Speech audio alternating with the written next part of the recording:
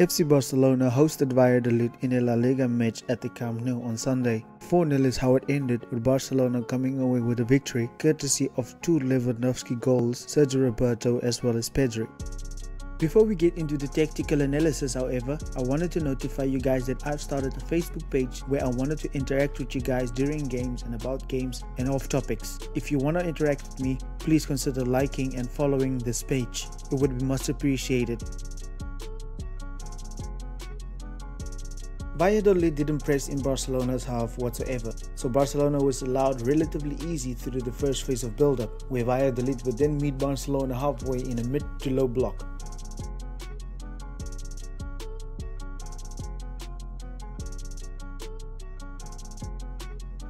Valladolid's deep-lying player was really essential to their team play, as he could easily become a fifth midfielder or a fifth defender. Valladolid fielded two attacking midfielders. This was to overload the midfield, but at the same time, they were mainly there to cut off the passing lane into Barca's free eights from the centre-backs. Xavi of course countered this by having Robert Lewandowski move over to the left-hand side to open up the space between the centre-backs. Xavi of course did his part by moving over to the right hand side, drawing the player away from the middle. This opened up a passing lane where Pedri can easily receive the ball in between the centre backs.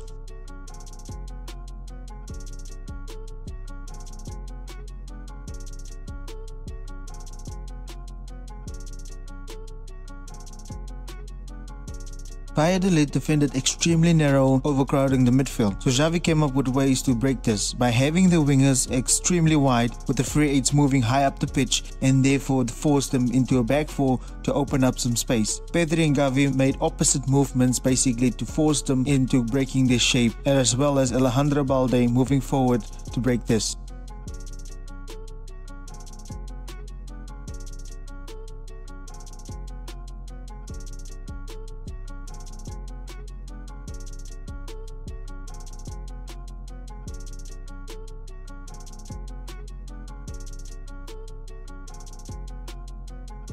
Valladolid's downfall came when they switched to a 4-4-2. Xavi had his wingers extremely wide in order to stretch Valladolid in order for us to have some space in between the lines between centre-back and full-back. And they couldn't exactly send men into these spaces to cover, because then that means that they would have left acres of space on the wings in front of the full-back, which Barca definitely would have been able to exploit. Furthermore, Barcelona's shape totally disorganized Valladolid totally, whereas it only took one pass to totally rip them apart. We can see this in many occasions where Barcelona just failed to capitalize on their mistakes.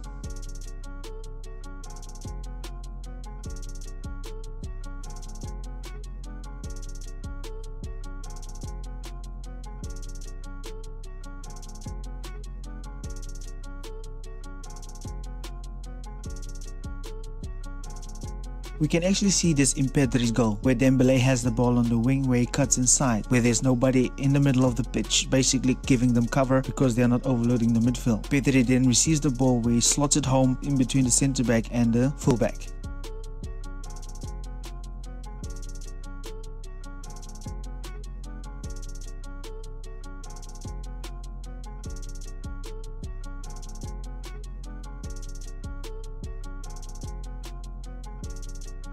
Robert Lewandowski also played the false 9 role. This was done so that Xavi and Pedri can actually run ahead of him. Now of course this would be if one of the centre backs actually followed him, and then Xavi and Pedri would actually exploit the vacant space left by the centre back.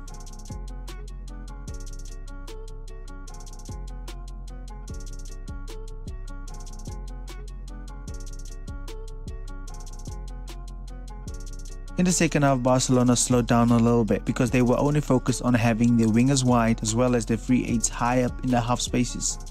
Barcelona also had the usual shape of the 3-5-2 with a double pivot in midfield. That was to overload the midfield, and Xavi even sometimes had the normal shape of the 2-3-5 where both of the fullbacks would invert next to Sergio Busquets. We even saw that in the second half the second striker came into play, where Xavi would often join Robert Lewandowski up front as the second striker, where they would cause to wreak havoc among Valladolid.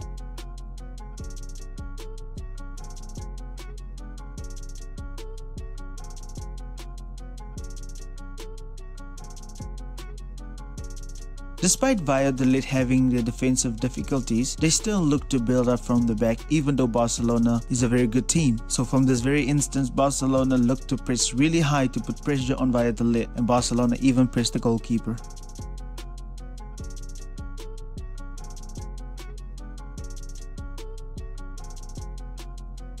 We again saw that Alejandro Balde pushed up to become a temporary midfielder in a 3-4-3 formation, and this was done so that Barca could actually match up the back three of Rayo Valladolid, and Barcelona would actually press really high whenever they would try to build up from the back to match that evenly, and this was a common theme throughout the game as well.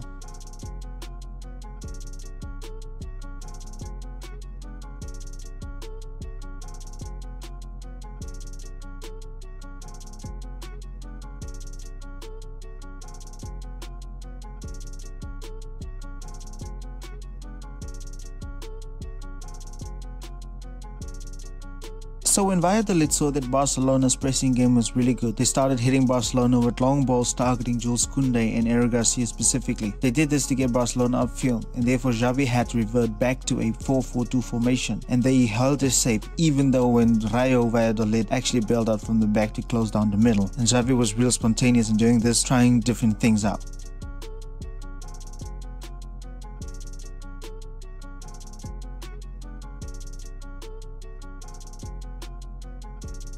Well, coolers, that will be all from my side today. I hope you guys enjoyed the video. I hope you enjoyed the tactical analysis and also understood what we were talking about in this video. If you haven't subscribed to the channel, please make sure that you do subscribe because it's going to help the channel a lot to grow. Also like and comment down below what you think about the game, and in the next video I'm planning on making a video on why Xavi actually starts ahead of Frenkie de Jong. Please stay tuned for that, and as well don't forget that I have started a Facebook page called Jean Alarcon, which is my name. I wanted to do this so that I can actually interact with you guys, so please make sure that you go onto Facebook, type in the name, and then you like the Facebook page so that we can actually make videos about your questions and what you think as well and interact with each other. Thank you very much for watching this video.